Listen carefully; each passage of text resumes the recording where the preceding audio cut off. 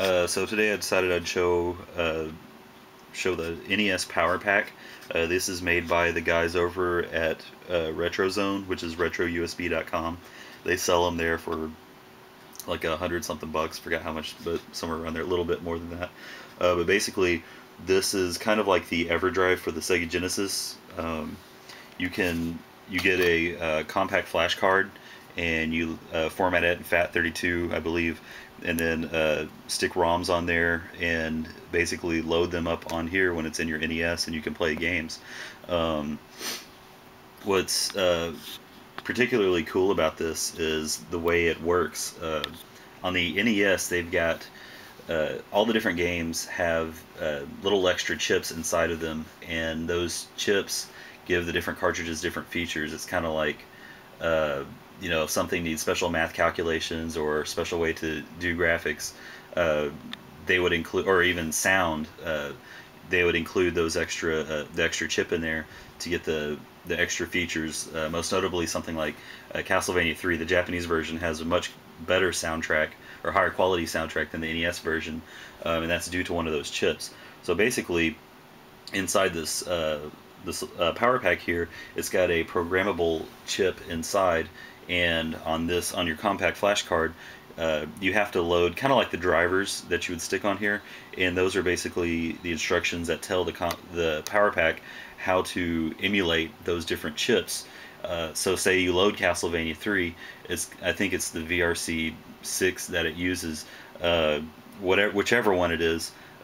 Whenever you load Castlevania, the Japanese version, on your PowerPak here, it'll actually reprogram the chip that's on this thing to emulate one of those. So it is like a piece of hardware that's acting like that chip that should be there. And so most of the important chips for the games are already emulated on this thing. I don't think MMC5 is yet, but most of the games are playable out there. So you kind of just have to check the compatibility list, but you'll be kind of hard pressed to find a game that's not supported. But anyhow, you just got to use a compact flash card. The reason they went with compact flash is because it's a little bit quicker than SD cards, apparently, because it's got a bunch of pins in there. Anyway, so this is the cartridge. Looks like just a regular NES cartridge, except it's clear red, and it's got a pretty nice little label. And down here it says it's part of the programmable series, which that's a pretty cool little touch. Up on top you've got the compact flash slot, so you just basically insert your memory card in here. Let's see if I can do this one-handed. Slot's kind of strange. Anyway, so you push it down, then the little eject button comes out. You can actually fold that over so it doesn't get in the way. But anyway, I'll go ahead and put this in the NES.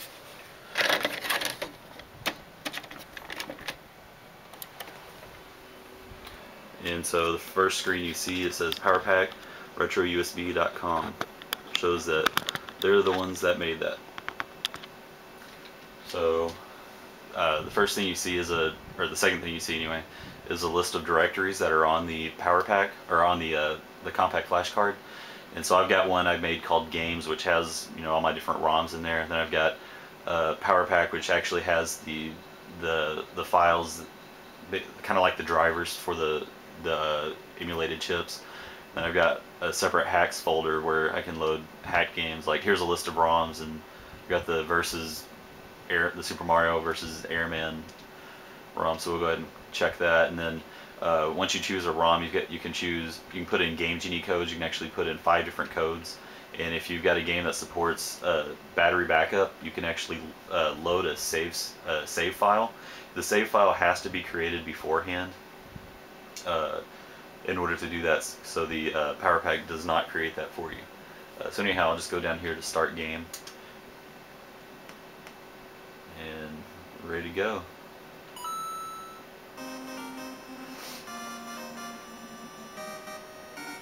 So if you've never seen this is a really cool little hack somebody made.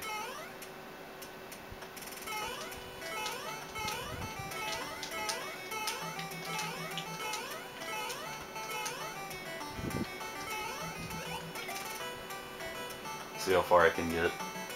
Normally, the strategy. Oh, never mind.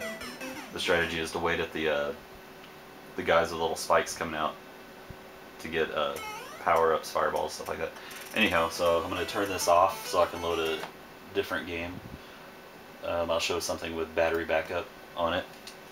So go to games. I've got mine sorted by alphabet. Oh, I also got the Battle Kid demo here. Battle Kid's a really cool game if you've never played that as well. It's a homebrew game that came out earlier this year that you can actually buy over at the Retro USB website for like 30 bucks worth of purchase. Anyway, gonna go down here and find Dragon Warrior 4. The PowerPak doesn't sort the file names automatically for you. You'll have to use a separate program to do that on your computer with. But anyhow, here's Dragon Warrior 4. It's automatically selected the Dragon Warrior 4 save file because that's the last one I used with it. But if you select this, it'll ask you where your thing is, where your saves are.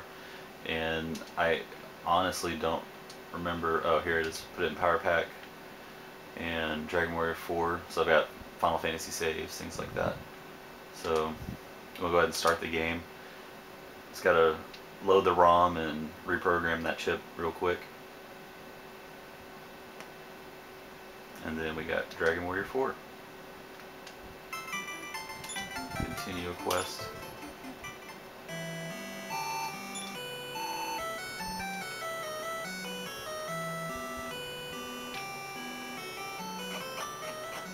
And here I am. The only downside to the way the PowerPak actually does the saves is it doesn't write to the save file itself until you hold reset for a few seconds, and so you gotta save in game first, and then you hold the reset for a couple seconds and let go, and then the PowerPak will pop up a menu that asks you if you want to save that file or not. The problem with it is if you hit reset twice on accident, say you're like leaning over and you stumble, you let go too early or you hold it too long, it won't do that. But you know, once you get the timing down, it's no problem. So here, I'll reset and try to show you. So yeah, so see, it's asking if I want to save to the file, and just tell it no. Alright, let's see, I'll show you one more. Here is Akumajou Densetsu. This is Castlevania 3. And one thing the reason I want to show you this is I've actually modified my NES to be able to play the extra sound channels that go to this game that you can normally only get on a Famicom. And so because this chip is going to emulate those extra sound channels, and because I've added the resistor to my NES between 2 points, I'm actually going to get the extra sound channels, which is pretty cool. For some reason this has Dragon Warrior 4 save set to it, but whatever. So it's loading it. I don't know if you can hear that or not. Let me turn it up.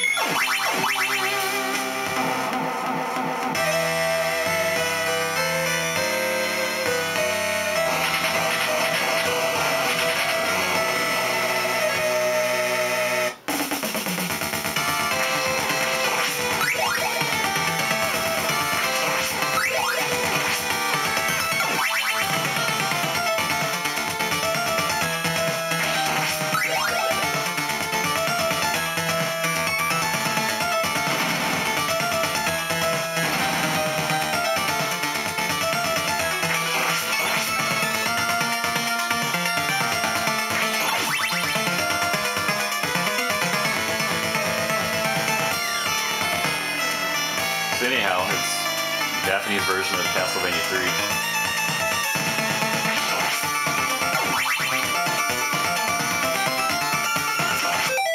So if I just tap reset, it'll restart the game, and that's pretty much the PowerPak. They also have one on the Super Nintendo, which I'm about to do do a video on as well, but it's pretty much the same thing.